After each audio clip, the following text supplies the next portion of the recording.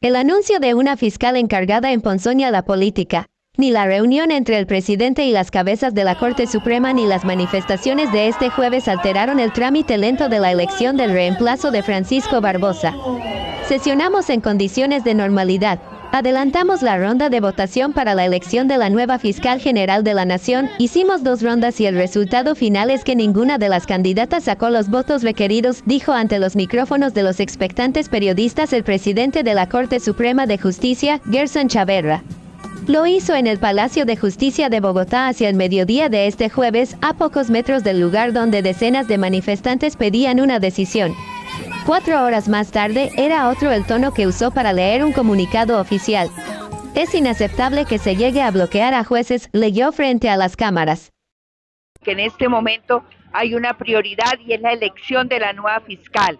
El presidente presentó 3 nombres de 3 grandes mujeres para que entre ellas sea elegido por la Corte Suprema de Justicia una fiscal.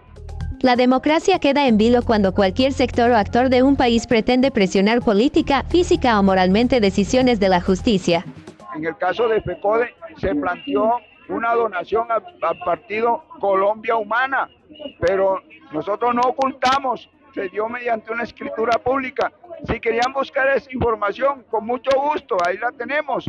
De tal manera que lo que buscamos hoy es que las instituciones sean garantes de los derechos. En esas 4 horas, la tensión política subió como una reacción desmesurada ante lo que ocurría en las inmediaciones de la sede de las altas cortes colombianas.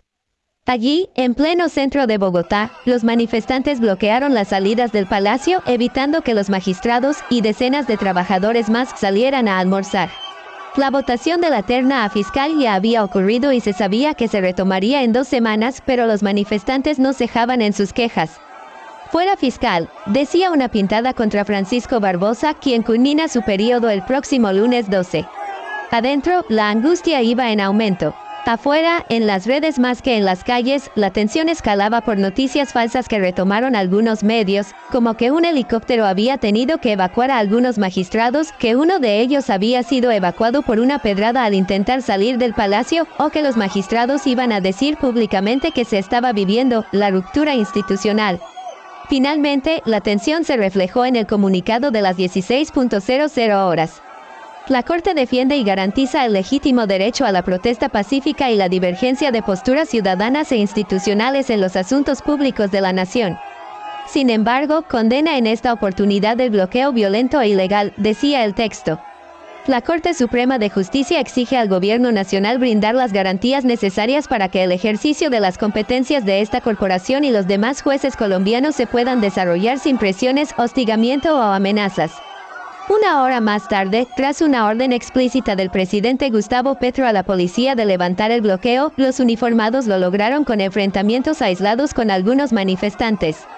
El presidente, que es quien ha hablado de una ruptura institucional en su contra liderada por el todavía fiscal Barbosa, ha sido muy cuidadoso de no incluir a la Corte en ese señalamiento. Los magistrados también habían evitado cualquier crítica al gobierno. El martes anterior, Chaverra acudió a la Casa de Nariño para reunirse con Petro, en una reunión en la que si bien no se habló de la terna, las 2 partes enviaron un mensaje de concordia y entendimiento con la elección en el horizonte. Antes y después, sin embargo, el tribunal recibió presiones para elegir lo antes posible al reemplazo de Barbosa, de una terna de reputadas mujeres penalistas que recibió del presidente Petro hace 4 meses.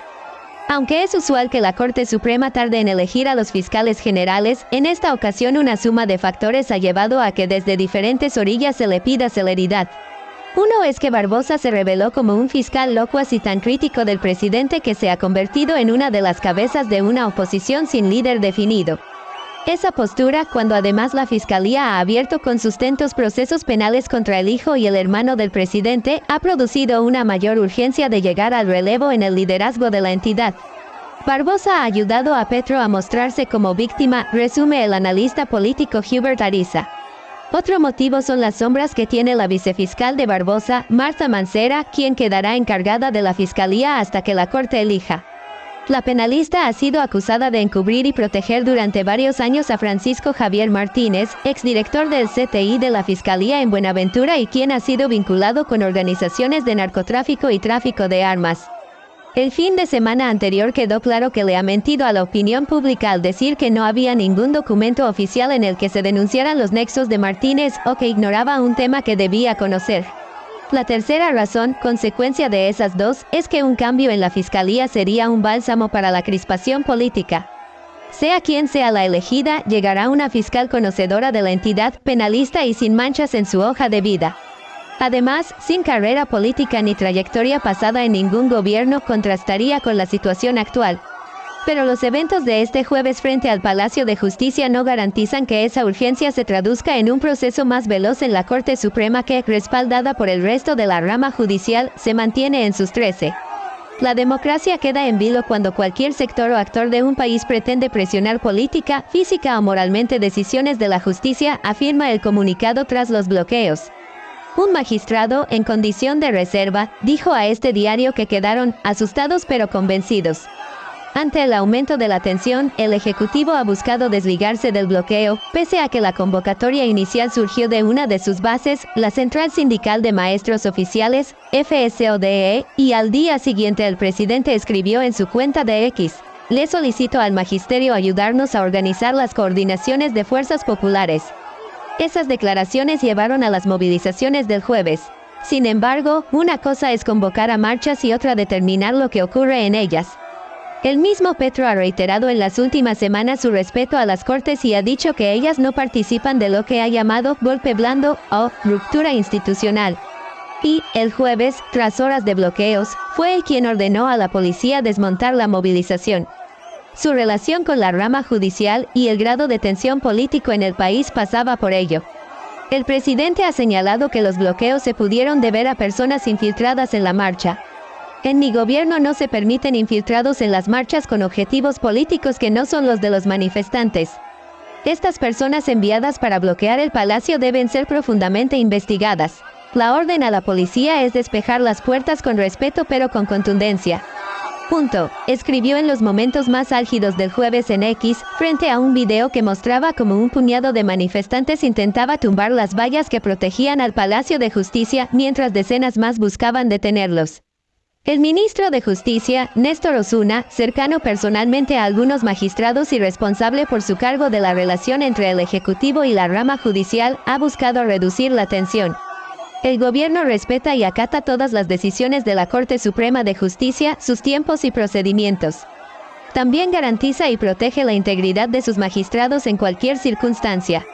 Hago un llamado a la calma, dijo en X.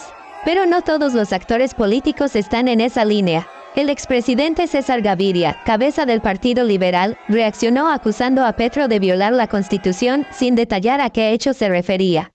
El presidente no se está comportando como una persona cuerda, abogamos por su capacidad mental para gobernar a Colombia, afirmó en un comunicado de prensa. La próxima semana, cuando Mancera ocupe oficialmente el cargo de fiscal general, y el 22 de febrero, cuando la Corte tiene previsto votar de nuevo por la terna, quedará más claro cuánto eco tiene el llamado del ministro Osuna.